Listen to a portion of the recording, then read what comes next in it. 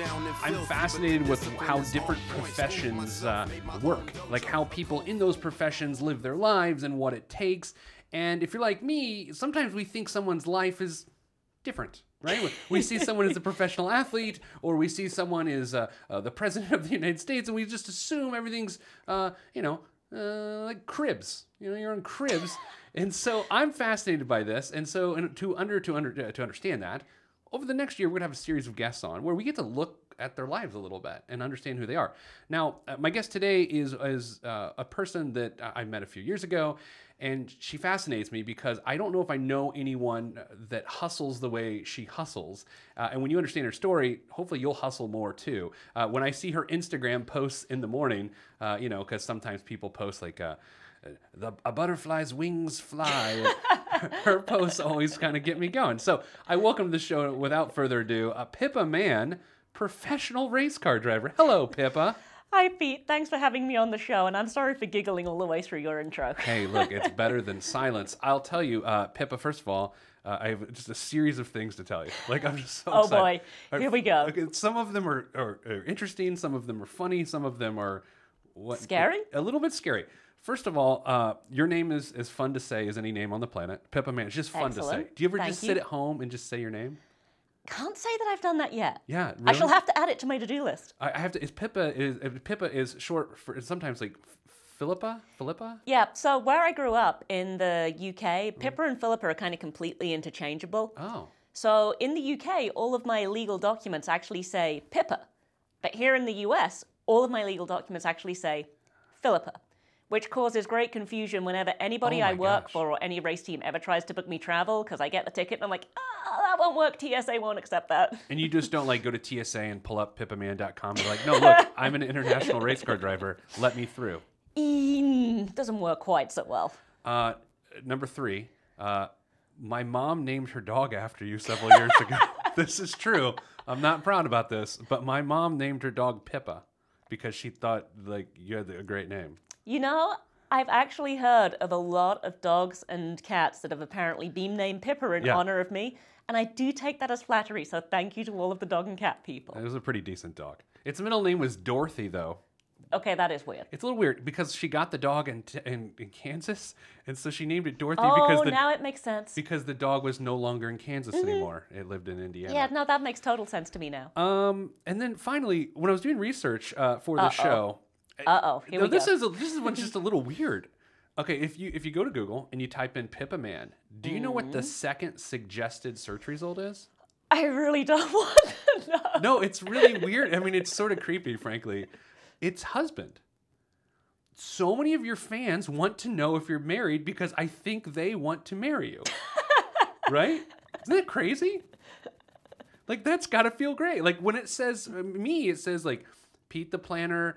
net worth. Like, people want to know how much money I have. But for you, it says, like, race fans are searching you like, I'd like to marry her. Let's see if she's married. So I think there's actually a little bit of a story behind that I can share. Oh, yes, good. So my husband, his name actually is out there now in the internet if people really search it. Okay. But when I first met him years ago, he was sort of very... anti-social media, sort of didn't really want to be part of this whole public thing that I have to do. And so he first appeared on my social media feeds because one day he was stomping around our apartment, absolutely determined to fix I can't remember if it was the washer or dryer himself, as opposed to getting a new one, despite the fact this thing's about 15 years old. But he also is mechanically inclined. Yeah, let's an not engineer. Dismiss that. Yes. No, he is an engineer, so that got the moniker the resident engineer. Yes. And that lived for quite a while, and then he sort of morphed into himself. And slowly, more and more photos and images of him have sort of appeared on my social media and as part of my life, and he sort of relaxed his rules a little bit. But the funniest thing is, and this really gives the game away if you're an IndyCar fan, I admit that. When James Hinchcliffe won the race in NOLA, my husband was James's strategist. And he was therefore interviewed on TV while Hinch was leading that race because Hinch was trying to win it on strategy. I was working that day out at Indianapolis Motor Speedway with Minnie and Miles Ahead. And it's the end of class, and my phone's in my pocket on silent, but all of a sudden it's like going zzz, zzz, zzz, zzz, like this in my pocket, just continually buzzing. And I'm like, what's happened? Because my first thought is it's racing. It's obviously a dangerous sport. I'm not watching it on TV. My husband being the strategist means he's one of the guys who kind of stands up there on pit wall, and while he's not over the wall, there's always a risk of something. Sure. So my first thought is I'm saying goodbye to these students, and I feel my phone, and I'm thinking, oh God, what's happened? What's happened? Like, bye. As soon as I could, I ducked into the ladies' room and just like whipped my phone out from my pocket, like looking at my phone. And not only are all of my friends texting me, but there are all of these race fans tweeting at me. And all of these race fans are tweeting at me at Pippa Mann, #himself. Yes, he made it. So he appeared on TV with his real name, and all of a sudden my phone started going off, not only with my friends, but race fans, at Pippa Mann, #himself, #himself, #him. I'm like, okay, this is obviously a good thing. I can put my phone away and go back to work until everybody's gone. I love that because, and by no means do I have the exposure that you have on a regular basis. My wife does not like to be involved with my thing, as she calls it. So I totally get that. We call her Mrs. Planner. Yes. Right? Mm-hmm. And you've met her at events. Yep. She's pretty low-key. Your husband's pretty low-key. Yes. Right? Does anyone ever call him Mr. Man? I assume people would go that route. They actually do.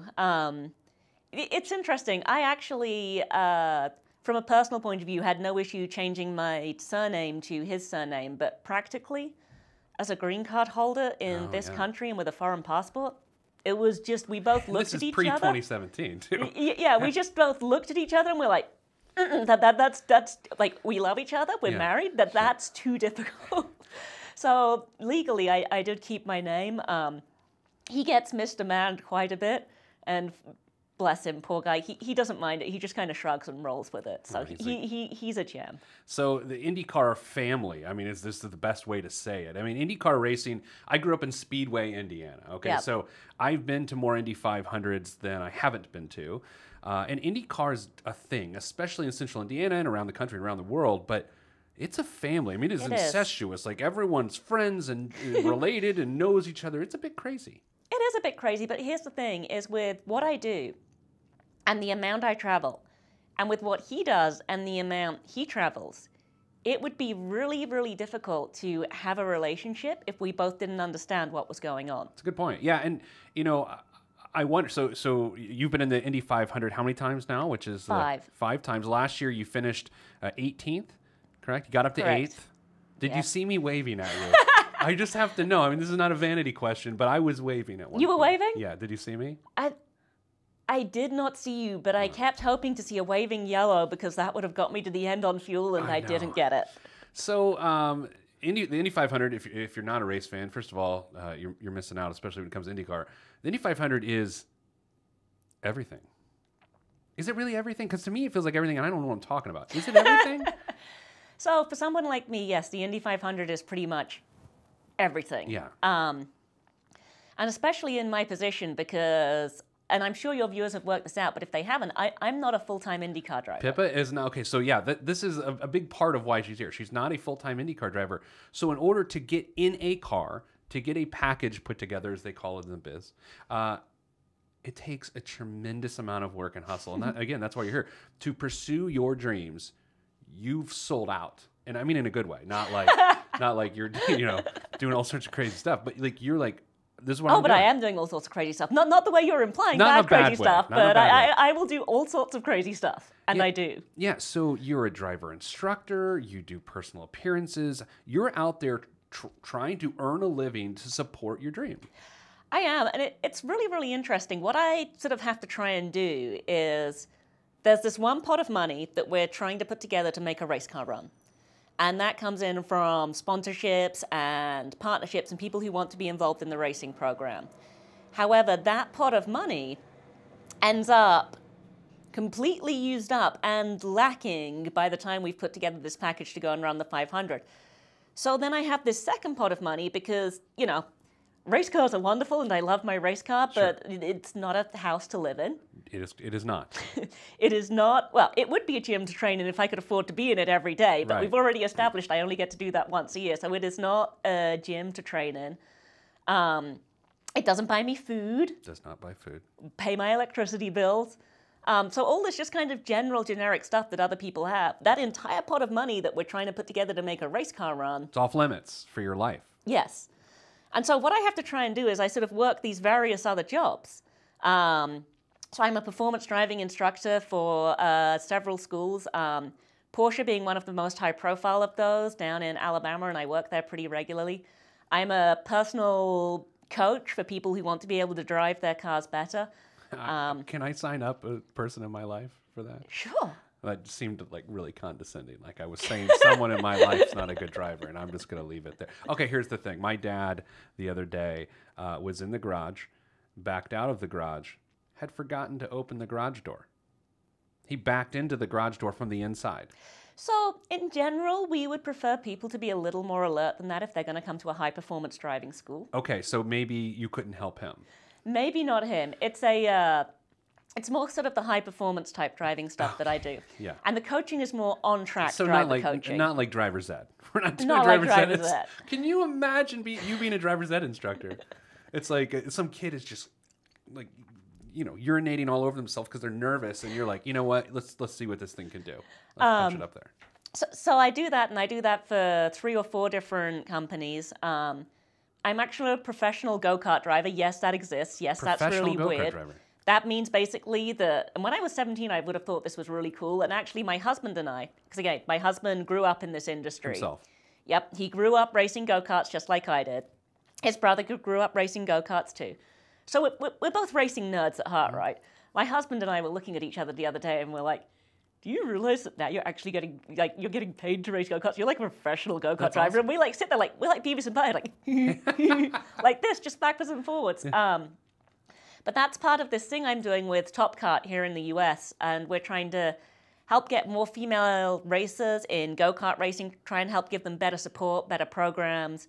And as part of that, Top Kart USA have me driving a go-kart again for the first time in 13 years, which I'm so excited about. It's ridiculous. Well, first of all, there's so many things to unpack there. Number one, from what I understand, and I believe you told me this story a couple years ago, you got into racing because you went to a friend's birthday party, and it was a karting party, right? We were at a go-kart track. And that's crazy to me, because let's say it was like pin the tail on the donkey instead of karting. You'd be like a professional person who sticks tails on an ass. You know what I mean? So that was the short version. There's a little bit more to that story than that. The short version's great. What's the longer version? So I grew up a race fan. My dad was a race fan. My mum likes to claim that my first 5 words were no, no, no, no, and Fawawi. We sound like a driver with all the no's. Yeah, and yeah. Hard-headed tends to be sort of the yes, idea exactly. of a driver. I think that's the point she's making with that Yes. statement. So I grew up watching race cars as a little girl. My mum likes to claim that I could pick out a Ferrari by the time I was about 3 years old on the road. My dad would be like, "What's that car?" I'd be like, "Fawawi, Fawawi." A little bit older and looking back, and with much love to my mum, I'm not sure even she can pick out a Ferrari. So I think that just any red sports car automatically became a Fawawi.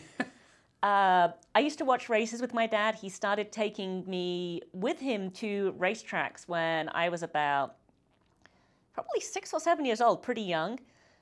He took me to my first Formula One race when I was about 10 years old. Okay. And so I really was a big race fan. But we had sort of no idea, and I had no idea that I would have any aptitude for this, that this was even something that was sort of open or available to me. There weren't ever any girls racing, really. But I think the big sign that we were all in trouble happened one day at the local racetrack near my dad's house. And we were there watching this race, and there was this sign outside this tent.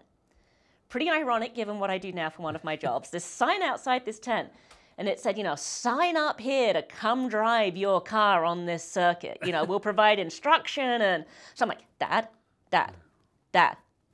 like, sign up, take your car. Dad, sign up, take your car.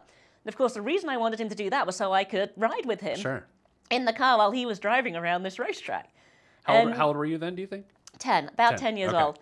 And aging myself in England 20 years ago, it was not as a litigious climate. So if you were the parent and this was your car and you signed the waivers, you could get and you had the correct helmet on, your daughter, you could get away with this. So that was my first time going around a racetrack. And you was loved actually, it. Oh, yes. Shotgun. Yeah. Now I hate right seat riding. Now Yeah. I much prefer to do lead, follow, and watch from outside. And anybody who does my job will tell you right seat riding is the worst part of my job, which is why, as ironic, as a kid, I was like, Dad, I want to come with you. Let's go do that, Dad. And that's what got you in. Now, you mentioned a couple times, it's sort of the elephant in the room. You're a female driver, which is pretty rare today, right? I remember a couple years ago watching with my daughter, Ali, we were watching qualifications, 8,500 qualification. We're just sitting there watching it, because that's what I do, because I'm from Speedway. And you go on your run, you get out of your car, you take off your helmet, you take off your balaclava, and your hair flows down. But it normally kind of like sits there in this matted, messy, bald knot. But after qualifying, it's not as bad because it's only 4 laps. Right. And so my daughter's sitting there with me, and she sees this, and you would have thought she'd seen Jesus. Like, she was like, Dad. And it's funny how girls do it. Dad. And I was like, yes. She goes, that's a girl. And I was like, yeah, I know. And she's like, girls can be race car drivers? And I said, yeah. And in that moment, it was like this. My wife was right there, too. It's like, in that moment, she thought she could do anything because she got to see you drive a car. Like, it was amazing. It was such a great parenting moment. Thanks for helping me. And you know, that's such a cool story. And I think the thing is in racing is that, you know, we had Lynn St. James and Janet Guthrie and Sarah Fisher and Danica and Anna and Simone and all of these great female drivers who have come through the Indianapolis 500 whom are racing. So inside the industry, I'm no longer not normal. Yeah, not a novelty. Yeah, even though I drive a pink car in but support that's a different of a course, story. We'll get there. It is a different story, but even though I drive a pink car in support, so I'm the girl driving the pink car, it has every ability to become this sort of ridiculous cliche. Sure. Funnily enough, in England, where I'm from, in general, when people see the picture of the car, the first reaction is not positive. Because it's like it's a girl driving a pink car, like whatever. Like a cliche or something. Yeah. Which is exactly kind of the reaction I was worried the first time we did this. But what's really interesting to me is to my team and to the other drivers. They don't care. They don't care. No. And it means something so special to the race fans and to the little girls. It does. And so it's become this really cool thing for me. And I think because I'm not a novelty in my business, sorry, I covered my mic there. Because I'm not a novelty in my business anymore, and because I am another driver, it's easy to forget that connection to young girls who weren't exposed to Lynn and Janet and Sarah and Danica, and that's me right now. And sometimes that's kind of scary to wake up and realize that. And to my knowledge, you're the only female driver in history to win a pole at an Indianapolis 500 race. It wasn't the 500 itself; it was the Indy Lights Series, right? Yeah, that's right. Only one in the history of IMS with any kind of races, categories, anything they've had there. Man. Even the airplanes? Even the airplanes, I believe. What? That's a really cool thing. Like, you got to hang on to that and be like, whoa. It is. I'd love to trade it for a 500 pole one day. That'd be amazing. It would be pretty cool. However, again, to go back to the part-time driver thing, it's, you know, I race once a year. Let's be realistic about the expectations we're setting for our program because that's helpful to my team, to me, and my sponsors and partners. And actually a really cool, realistic goal that we can set. It does play on the female angle a little bit, but because we're fielding this strong female program, so I'm trying to stand behind that. And while, yes, I'm an athlete once I put my helmet on, you know, I have to work that angle to have the sponsorship to make the car run. So the target of being the fastest woman ever at Indianapolis Motor Speedway, it's right about there. Okay. I'm currently the second quickest officially from qualifying of 2014, I want to say, with 229.7 as my fastest lap. Oh my gosh. On Fast Friday of last year, I ran 229.9 mile per hour. You were fast last year. Yeah. We had an issue in qualifying. We had a wing delaminate, so unfortunately that meant I ended up back within a fence instead of with my time on qualifying day. And that's no fun. That's no fun. It's part of the job, but it is no fun. But it only counts if you set the time in qualifying. Yeah. So we kind of did it last year, but it kind of didn't really count. And so the goal is to try and go back to the Indianapolis 500 this year and to try and A, do that time in qualifying, but the goal is to try and be 2:30 as opposed to 2:29.9. I love it. So I have a few friends that happen to drive, and the old "it's part of the job" is funny depending on what industry you're in. Like when I say to someone, "Oh, it's part of the job," what I'm saying is I get hate email. When you say, so do I. Well, yeah, but "it's part of the job" is you back into a wall at 230 miles an hour, right? Yeah. All right, so you're trying to put together a package this year. Make sure you can get in the race. Yep. A program that you've been involved with for the last few years is Susan Komen, and that's how you and I got to meet. Yep. Talk to us about your partnership with Susan Komen and the pink car, and you becoming this symbol for a fight against breast cancer. So it's actually really cool. One of the big common misconceptions is that Komen is paying to put their name on a race car, and that's absolutely not true. Not true. It's the big thing is we being myself, my team owner Dale Coyne, his wife Gail Coyne, effectively make an in-kind donation to Susan G. Komen of this space on the race car and turning it pink. We then go out there and use the racing program to engage race fans to raise money for Komen. Okay. And we do that several ways. One of the most special things we've done is we've allowed people to pay $100 and give us a name.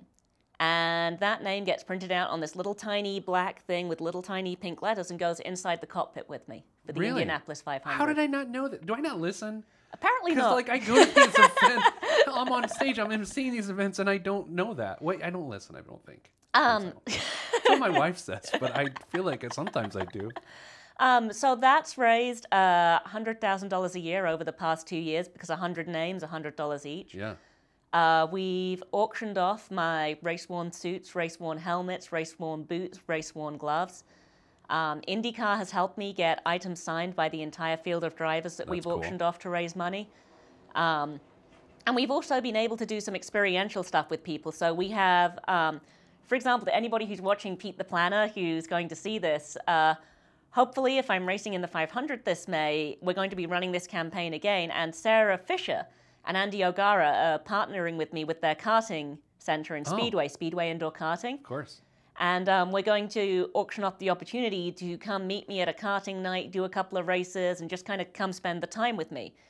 And that's going to be a buy it now item, so it's only going to be about $40 or $50 to do that. Wow. And we're going to have about 70 of those available. This is when I talk about hustle, this is exactly what I mean, right? A full-time driver is not doing this because they don't have to do this.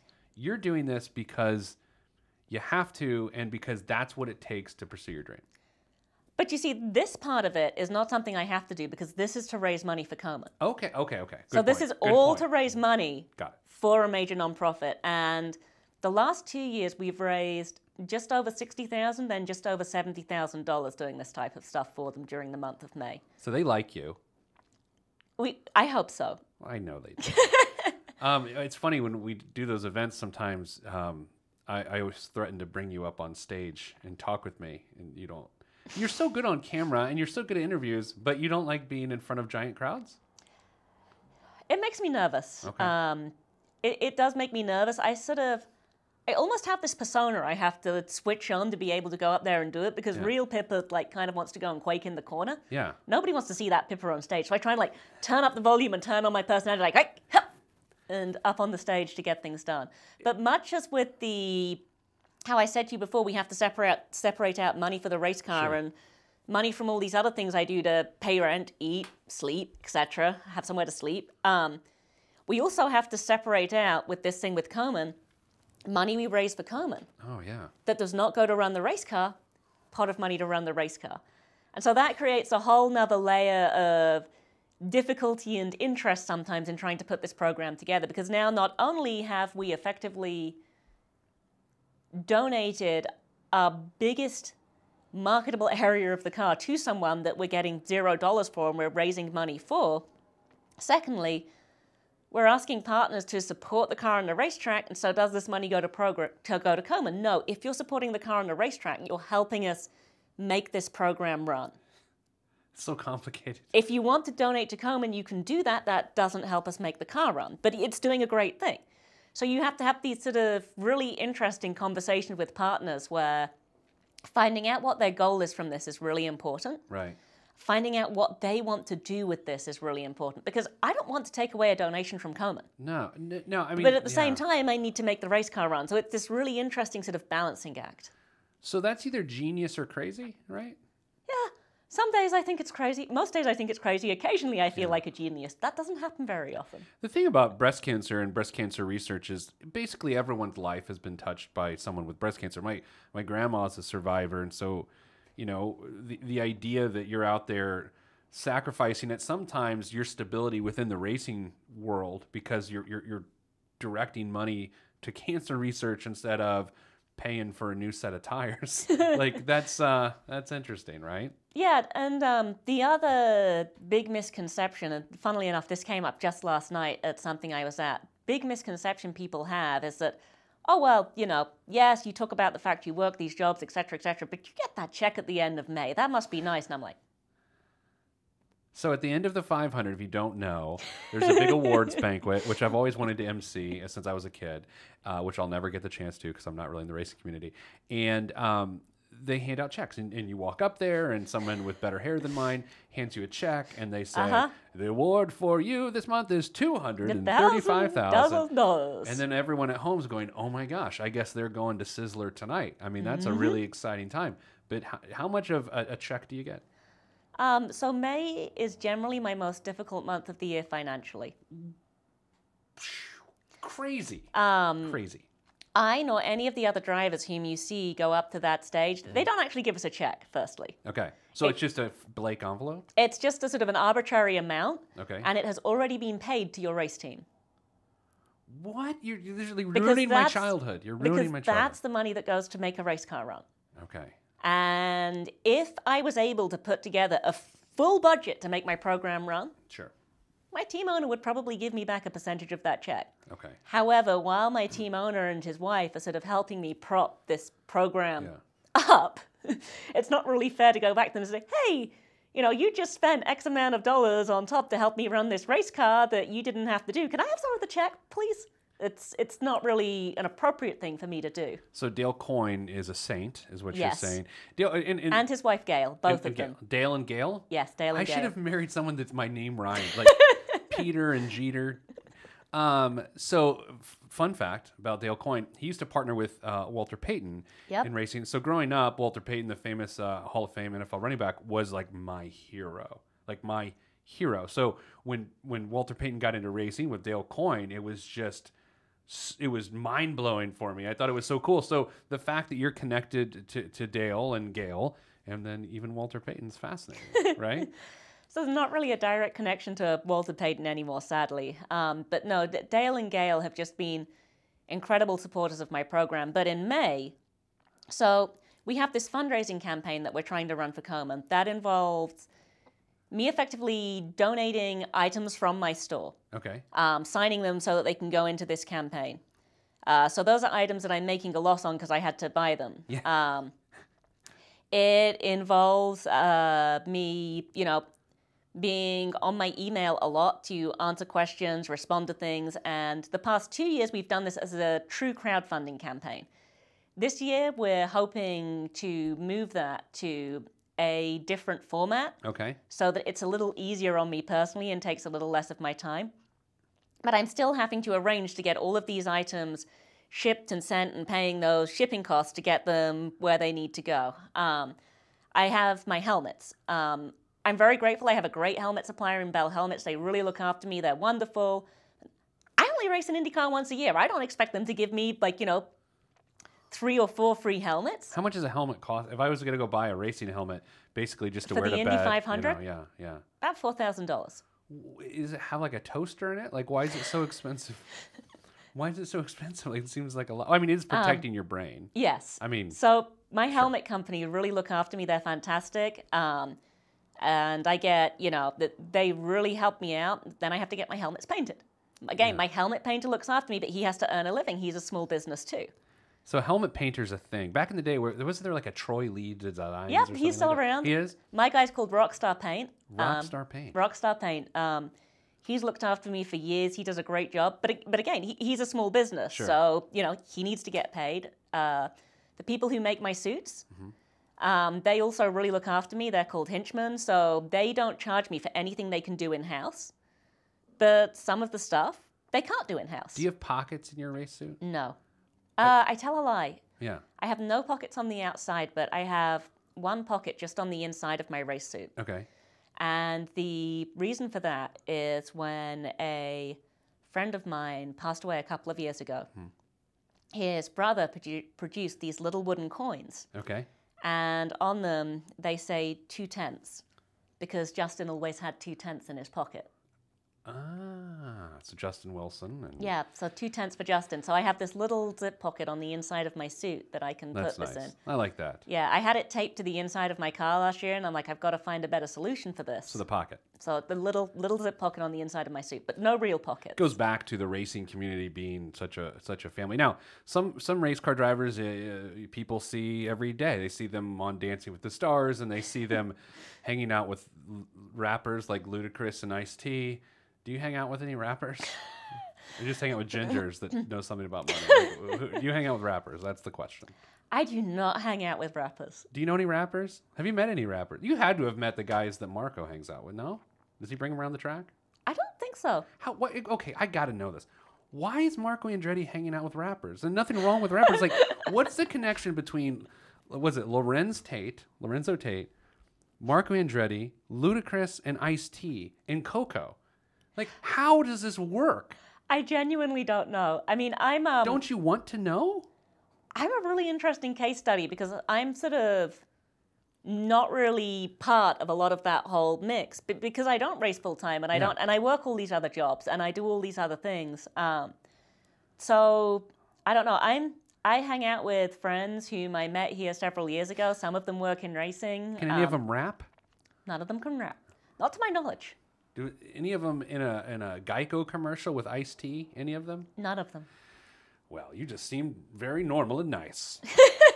It's good for the sport when you get exposure. Your colleagues get exposure. It is. It's fantastic, and I think one of the really interesting things about me, and one of the things that we've tried to, present to marketers and sponsors, is that I really am just kind of a normal girl and a normal person who works all these jobs and kind of lives a relatively normal life, right, who's trying to do this each year.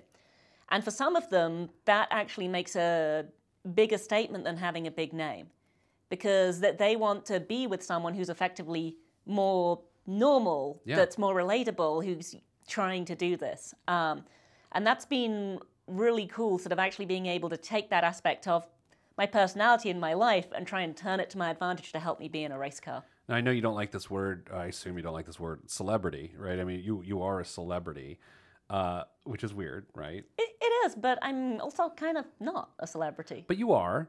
But I'm kind of not. But you kind of are. And so here's the thing with that. It's like you only know who you are. I mean, you are a normal person, and you know other celebrities within the business that all of a sudden are actually celebrities. Like they actually act like celebrities, but you're a normal person who also happens to be a celebrity, right? Deny it all you want, but it's true. I mean, I guess so. I don't think of myself that way. And again, I think it's because I work so many other jobs. And when I'm in Birmingham, Alabama, working for the Porsche Sport Driving School, wearing my Porsche Polo, I'm the same as all of the other instructors there. I am no more or no less than any of them. I would love to hear a conversation between you and a local in a diner in Birmingham, Alabama, like with the accents. Like, I can't even imagine what the ear would do to that situation. Hearing your accent and their accent. They kind of work out I'm not from down there. Yeah, I think that would be abundantly clear. But see, when you're like having coffee at a place in Speedway or something, someone walks in and then someone goes, oh, Pippa Mann, right? Occasionally. Yeah, I know. Oh, I forgot to, before I forget, all our guests appearing on this program from this, Pete the Planner Chapstick. Bree, can we go here? Pete the Planner Chapstick, pucker up and kiss your money hello. So that's your prize for being here on the show. Hey, wait, hang on a second. Hang on a minute. What? Pucker up and kiss your money hello? Yes. Does this mean I've talked you into sponsoring the race car? Oh, here we go with the sponsorship talk. First of all, that's not used. That is not used. I have not opened that yet. Oh, you haven't opened it? No. It's a fresh one. It's a fresh one. I think, Bree, So are you going to pucker up and kiss the race car? Possibly. Bree, is this a fresh one? I believe so. Okay, excellent. Thank you. Okay. So we talk about sponsoring a car. Yeah. Every little bit counts. Every little bit counts. And what's really interesting about the program I try to put together each May is, yes, I'm only running the one race a year. Sure. It's a pretty big race. Yeah. And it's not only is it the largest sporting event in terms of on-site attendance in the world each year, actually here in this community, it's obviously a huge sporting event here too. Yeah. So one of the things I've tried really hard to do is to reach out to people in this community and, okay, so you've always thought that being part of a race team is kind of out of your price range or out of your company's budget. And we've tried to we've effectively created a Devour downtown of sponsorship, for want of a better way of putting it. To try and reach out to all of those businesses who are like, I'd love to be involved with this. I'd love to help you make the car run. I've always wanted to be part of this. I'd love to have a driver available for XYZ. I want to help support the pink car. You know, I want to be part of making that happen. Sure. I want to be in your suite on race day. People who have those feelings, who have just kind of thought this was always unattainable, we created this whole effectively sort of playset for that group of people. And I have to tell you, it's raised nearly a third of my budget this year so far, just from all of those people all putting in these smaller amounts. As part of that, we call it the Pink Car Collective, so it even has a name. Nice. As part of the Pink Car Collective. So if, and this is an if I'm able to get this show to raise money for your car, this is an if. These are no promises. Okay. Philippa, listen. Wow. Dude, Philippa. You Philippa'd me. Well, it's Peter. your legal. No, don't call me that. There you go. Now you know how I felt. So if we were able to, like, let's say we were able to scrap together $10,000 collectively as a group, like a GoFundMe or something. Now, you can't endorse the GoFundMe. That's not what. But if I chose to do that. If you chose to do that. I could get a sticker on the car. You could. And could that be whatever I want it to be that's appropriate for all audiences? Yes and no. Okay. We would strongly encourage you to make it something that means something to you or to your business. Okay. And the other big thing is at that kind of level, it's going to be, you know, pretty small. We're not talking a large-sized arrangement, and we're not talking something that's going to be very visible. The other big thing is, if my program does go ahead this May, and I am in a car this May, IndyCar and Greenlight Toys have expressed real interest in trying to create a die-cast car program for it of 118 replica cars. So anybody who signs up and is part of the race program also potentially ends up on all of these replica cars. So that's kind of cool. Oh my gosh, this is very, very tempting. I'm going to see what we can do. Okay, so here's what I think I'm going to do. Here's what I think I'm going to do. I think I'm going to put together a GoFundMe. We're going to try to get $10,000. Okay. And we're going to put some message that's relevant to our audience and what we do on the car. Okay. Oh my gosh, this is very exciting. Wow. Can I go on the straw? The straw? Yeah, you have like a straw, like a water bottle straw that goes from like the water bottle to your You mouth. cannot go on the water bottle straw. Why? I mean, I suck, right? I suck. Right? Oh my It just goodness. seems like it's right. Do you ever get hungry when you're in the 500? No, you don't get hungry. Even though you don't actually eat that much before you race, because the weird thing about the 500 is the timing of it, right? Yeah, it's brunch. It's so you get given your driver meal, which is like some pasta with maybe a little bit of red sauce and some dry inedible chicken and some few vegetables, and you look at it. And your stomach's a ball of nerves anyway, because you've got the Indy 500 coming up. So if you're me, you take about 3 bites and then just push it around the plate and toss it in the trash. You don't do like a protein shake or anything like that, or? No, the big thing is hydration. Yes.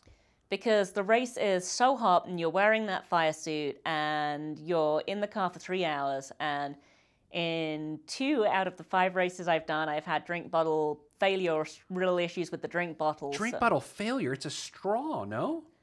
So the first time it was an electronic, like, little system. An electronic? Like an electronic pump. So where you push the button and it feeds you water. Because of the G-force, I would And the pump just jammed up. So I'm there on the warm-up lap, like... This is going to be a long race. That's no good. So, And the second time it happened, there was no pump, but they didn't have the right valve in the little thing with the straw. yeah. So the first time I come through turn 1 at speed, this thing is like, trying to choke me, just like by force feeding me. What? Listen. Force feeding me a Gatorade and water mix. So it ended up, at the end of the race, I was fine because I'd hydrated properly, but that my face was blue because they'd put blue Gatorade in with the water, and my suit was stained blue all down the front of it from where this thing had tried to force feed me for the first 30 laps, and then of course it was empty. So when you have the Pete the Planner drinking system in your car, Okay. with a Pete the Planner straw, and it'll just say, Pete the Planner, I suck? we suck, or I suck. That will never happen. Not on my watch. Okay? That will not happen. I think I would get hungry. Like sometimes, and by sometimes I mean years ago, I used to ride a road bike, cycling. You know, it clearly, not anymore. And when I'd ride with my friends, and I would think, okay, I'm really hungry now. And which is a terrible thing. It's called bonking when you're cycling, that if you start thinking about food, you're done. Like you're done. Like the second your body starts craving a cheeseburger, you're out of calories, and it's just this crazy thing.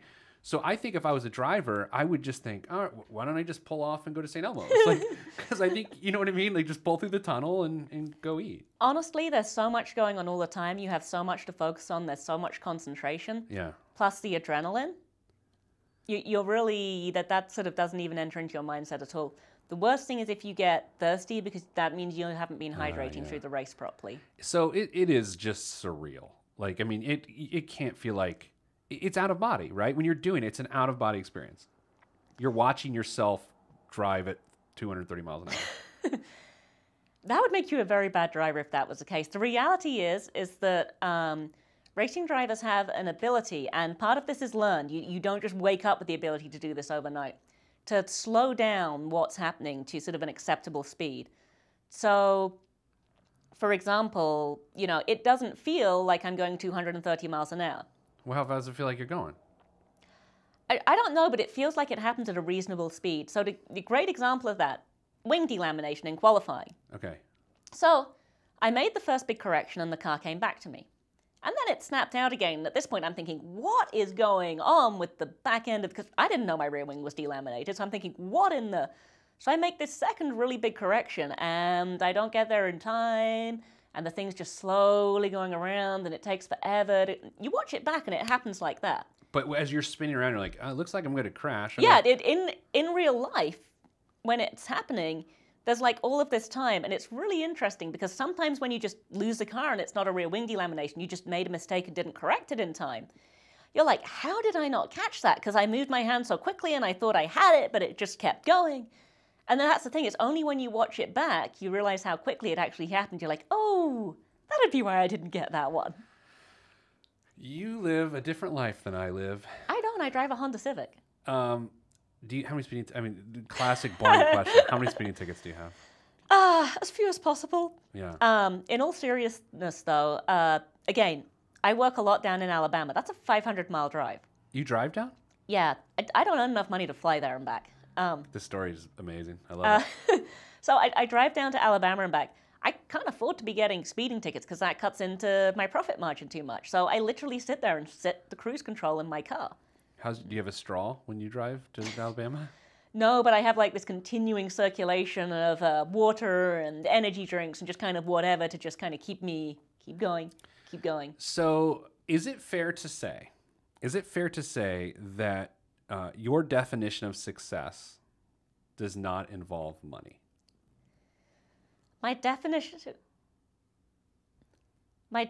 of success involves enough money to make the race car run. And ideally, it would involve enough money to make the race car run and to be able to pay myself some small fee for driving it, as well as success on the racetrack. However, I would take success on the racetrack before either of the previous two. So I really am obsessed with people that choose something other than money as their primary metric of success. And so here's the thing. A lot of people say that's the case, but very few people are like you and that they live what you just said. Like people say, well, money's not important to me, but then they're driving like a Beamer and they have a $500,000 house. And it's like, well, that's sort of a rich guy thing to say. But what you're saying is, you know what? Again, that's why I say you sold out in a good way, right? To pursue your dreams. That's what I love. And here's the thing is, when I was growing up, and when I realized I wanted to be a race car driver, I did not think this would be the life I was leading. I did not think this was the life of a race car driver. But even when I was racing in Indy Lights, and, I'm a race winner, and I've had pole at Indianapolis Motor Speedway, and I finished top 5 in the championship, I thought I was going to kind of roll into IndyCar, get sponsorship, and I didn't think I'd be rich, but Right. I thought I'd be making maybe like a low 6-figure income living. Sure. I didn't realize that sort of this would be my life. And I realize I'm very, very lucky to be married to someone who does have a relatively stable job, who does well. And I think that allows me the luxury of being able to not be as worried about money Right. as I should be, because as long as I'm able to bring in enough to keep my little business afloat and to pay for my training, to pay for the equipment I need, to be able to pay myself a little at the end of each month, so that I can contribute to our household expenses. And as long as I'm able to bring in enough money to run the race car, I'm kind of doing okay, but that's only because I have the luxury of being able to look at it that way.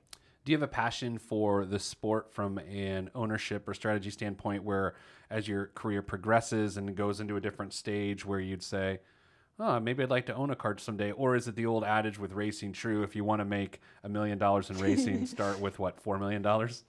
Now, that's certainly still true in racing. However, if, and this is huge, huge, big if, I like ifs. if I am at some point, because my goal is not to just kind of have this car scrapping around and breaking even each year. My goal with this car ultimately would be to make this a car that everybody expects to see return each year, and I'm slowly getting to that point, even though people think that's easier than it is. But to have this be a car with a budget each year that's going to keep running, after I'm done driving, so I can help the next female driver I love it. get into a position where they can be the person to drive that car and be part of the program. So that's sort of my big picture on this is I'd love to be involved in something that lives beyond me and helps create an easier way in for the next female driver. Because quite frankly, if you look at the sport right now, you have Catherine Legg, who was a multi-race winner in a different feeder series, one called Atlantics. She's currently racing in sports cars. She does not have a full-time IndyCar gig. She may not be at the 500 this year. You look at Anna Beatrice, Indy Lights race winner, finished in the top 3 of the Indy Lights Championships in my top 5. Ran about a season and a half of IndyCar. Now she's racing stock cars in Brazil. She is not racing in IndyCar. Why? Wasn't able to get together the budget. Simona Di Silvestro, often thought of, and by me I think as well, as the most talented female road course racer there has ever been, full stop. Won more races than any female driver has ever won before on her way to IndyCar. Yeah. I think the American verb is winningest. I'm not sure I like that, but apparently that's a thing. It's a little rough. Yeah. But she won a lot of races in Atlantics, the same thing Catherine came through. She did an exceptionally good job in IndyCar and underfunded programs. She made the podium, I think, a couple of times. Like, really talented driver. Nowhere. Not racing. Currently racing in V8 supercars in Australia because that's where the money has taken her. Because you have to be able to make a living. So my goal is when we get the next female driver, is if she's winning these races on her way up to IndyCar, if I can find a way to just somehow help her make that step a little more easy or make that step a little easier for her, I would love to be involved in that process because that would really mean something to me. That's success. That would be success to me. Last question. Is rubbing racing? Not in open wheel cars. I was hoping you'd say that. Except at Texas. Pippa Mann, go to pippamann.com. I guess I'll see you. Hopefully I'll see you in May because I'll come to you and I'll have like $10,000 so we can act like we have sponsored the straw. But it'll really just be a sticker. Can I go on the underside of the car? No, I want visibility. No. Oh, no? No. Aerodynamics. Well, no, we don't want you to ever see the underside of the car. Like, that would be bad luck to put something on the bottom of the car. Like, no. Has this occurred to you that I'm not very intelligent?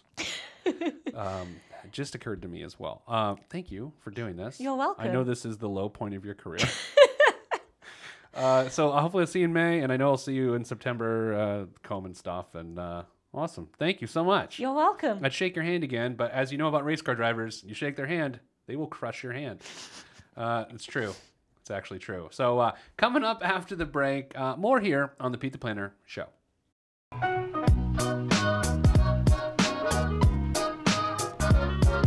You know, being a millionaire is important. If you want to have a good financial life, you'd be silly not to set a goal to be a millionaire. Sure, resourcefulness is a great goal, but how do you measure it? If you're doing what you should do, you should be a millionaire. But being a millionaire is different than you think. Some people think it's like this. Being a millionaire is about enjoying life all the time. Look, I've seen Cribs, I've seen The Great Gatsby. I know what it means to spend money as you want in the moment.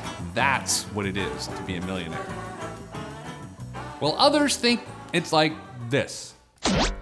I know what it takes to be a millionaire, saving every penny you make. In fact, I eat on 13 cents a day. I can make ramen noodles every way you can imagine. I sleep in my car on vacation, and I go into fast food restaurants just to steal the condiments because I like fast food restaurant retirement soup. That's how you become a millionaire. It's neither of these things, and it's not a get-rich-quick scheme either. If you have at least $50,000 a year of income, I'll show you how to turn it into $1 million by understanding housing, investing, and how your income flows. Not only that, but I will tell you when you'll have your $1 million. So start your $1 million plan today.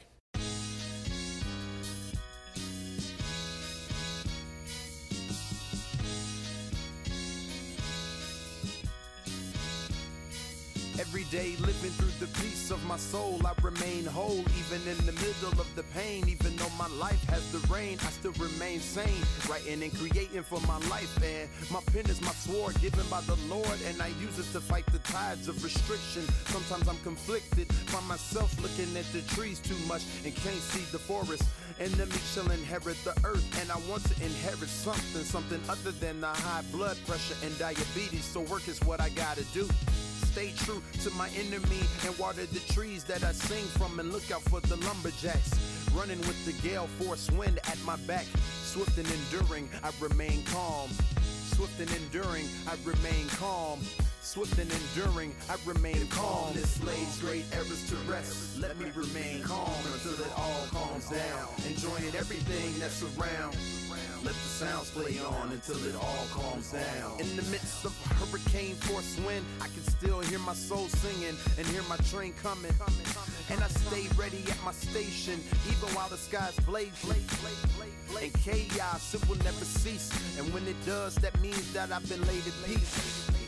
Fortified by the strength that I gain, and I mine with the pan from the river of my pain and the canyon of confusion, in the land of the lost, next to a mountain covered by the frost of failure. I'm always gonna rise above, and I do it with a little bit of push and shove, and with a whole lot of love. I'm mounted up with wings of an eagle, and the sound mind that once was feeble. Mounted up with the wings of an